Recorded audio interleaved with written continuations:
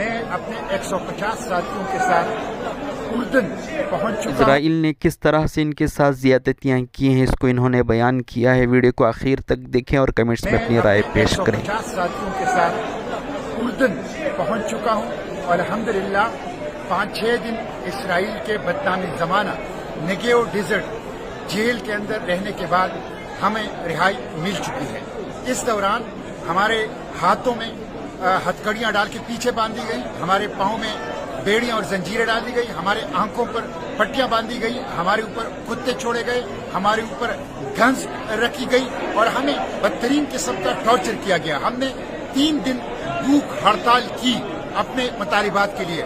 Know access to air, no access to drinking water, no access to medication, no access to life, کسی قسم کی چیز تک ہمیں رسائی نہیں تھی ایک بدنام زمانہ جیل تھا، لیکن الحمدللہ ہم رہا ہو چکے ہیں اور فلسطین کی آزادی کی جدوجہد جاری رہے گی۔ اس ناکہ بندی کو ہم توڑیں گے، بار بار اس کے لیے جائیں گے، غزہ کو بچانے کے لیے کوشش کریں گے اور جو جینوسائیڈ کے مجرم ہیں ان مجرموں کو کیفر کردار تک پہنچائیں گے انشاءاللہ۔